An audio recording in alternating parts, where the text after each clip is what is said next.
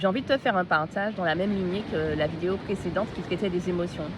Je t'expliquais que quand on vit un effondrement, voire même un moment difficile, ce qui est difficile en vérité, ce qui fait souffrir, ce n'est pas la circonstance en elle-même, c'est le refus de ressentir les émotions, de se laisser traverser justement par ces émotions. Donc je t'invite à aller regarder cette vidéo dans laquelle je te parle justement d'une technique que j'utilise dans ma manière d'accompagner et qui permet justement d'être dans quelque chose de beaucoup plus léger, d'être en paix justement avec la circonstance que l'on va vivre. Il y a une seconde chose qui nous fait souffrir aussi quand on vit un moment difficile, c'est l'histoire que l'on va se raconter à propos d'une circonstance neutre, c'est-à-dire qu'on va y accoler une histoire, des pensées à propos de ça en fait, mais c'est surtout des histoires personnelles qui vont amener à souffrir. Par exemple, ça veut dire que je suis pas assez ceci, pas assez cela. Observe bien tes pensées, c'est toujours dans cette lignée-là. Ça veut dire qu'un tel est comme ci, comme ça, donc ça veut dire que je suis comme ci ou comme ça, etc., etc. Et aujourd'hui, je voulais te parler de la troisième chose qui, selon moi, fait souffrir. Ça va être la non-acceptation de cette circonstance. Souvent, on a l'impression que quand on parle d'acceptation inconditionnelle, que ça renvoie au fait qu'on est une petite marionnette de la vie, et puis qu'on accepte tout, et puis en fait, on n'a pas de pouvoir, on est impuissant. Mais aujourd'hui, j'avais envie de te donner ma vision, en fin de compte, de l'acceptation inconditionnelle telle que je l'entends. Quand on a une circonstance qui n'est pas toujours agréable à vivre, on a tendance à la juger, à ne pas reconnaître ce qui se présente, à se juger soi-même, à juger les personnes, etc. Et l'acceptation inconditionnelle consiste juste à reconnaître ce qui est. Oui, aujourd'hui, il y a telle rupture, telle séparation, telle difficulté. OK. Et de s'arrêter là, tout simplement, reconnaître ce qui se présente sans histoire personnelle autour. D'accord ? Ensuite, la prochaine chose qu'on fait souvent, c'est de vouloir réparer la circonstance, soit revenir en arrière et dire si ça s'était produit comme ça, etc., etc., ou soit vouloir absolument réparer les choses. Quand j'accepte de manière inconditionnelle les circonstances, je reconnais que je suis la source de toutes les créations possibles, je suis un être infini. Et si je suis source de création, ça veut dire que j'ai la possibilité, non pas de changer la circonstance actuelle qui est telle qu'elle est et qui est déjà terminée, comme une œuvre d'art déjà terminée, mais je peux juste choisir une nouvelle réalité. Dans quelle réalité je choisis finalement de me déployer, d'accord? Et quelle identité ça appelle dans le moment présent, puisque je suis la source de toute création.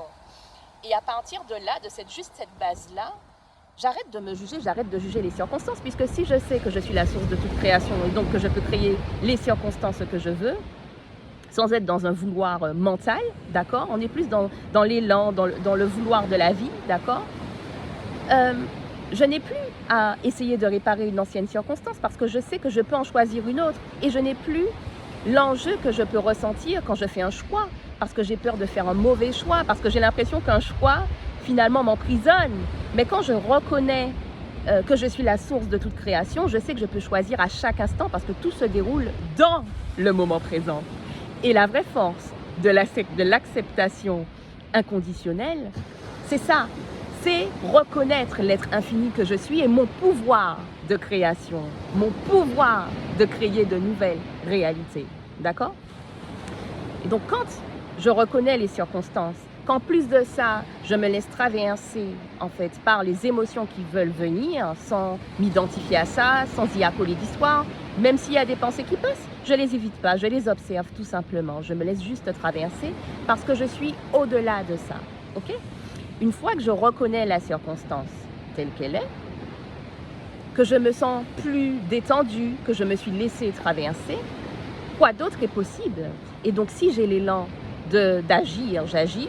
Ou sinon, tu vas voir que la circonstance, de toute façon, à un moment donné, les solutions vont se trouver d'elles-mêmes. Il va se passer que j'aurai l'élan d'agir à un moment, peut-être pas tout de suite. Il va y avoir des solutions qui vont arriver, etc., etc. Mais l'acceptation inconditionnelle ici ne consiste pas à refuser ce qui se présente et à essayer de réparer une réalité qui est déjà obsolète. D'accord ? C'est vraiment reconnaître l'être infini que je suis, reconnaître les circonstances que j'ai créées, que j'en suis la source et pas coupable, ça n'a rien à voir. J'en suis la source, donc je ne me juge pas. Ah ouais, j'ai créé ça, ok.